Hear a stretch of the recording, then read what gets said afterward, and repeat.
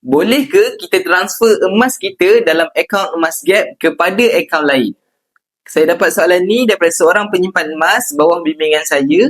Kalau tuan-puan ada soalan yang sama, tengok video ni sampai habis. Jangan lupa save dan share supaya lebih ramai yang terima manfaat.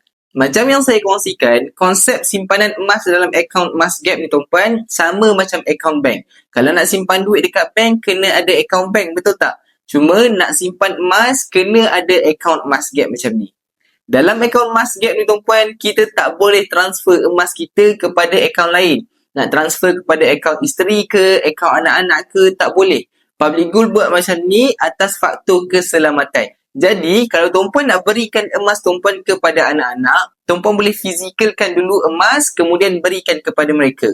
Tapi, kaedah lebih mudah sebenarnya tuan-puan. Tuan-puan boleh buka akaun untuk mereka, mulakan tabungan emas sejak awal untuk mereka. Mungkin ramai lagi antara kita yang tak tahu. Sebenarnya, kita boleh mulakan tabungan emas untuk anak-anak melalui akaun Emas Gap Junior. Konsepnya sama tuan-puan macam akaun Gap Dewasa. Kita boleh menabung emas, kita boleh tambah simpanan emas, nak jual simpanan emas, nak fizikalkan simpanan emas pun boleh, tak ada masalah. Nanti dah sampai masa mereka melanjutkan pengajian di universiti, tuan-puan boleh jual simpanan emas yang ada untuk tampung kos pendidikan mereka.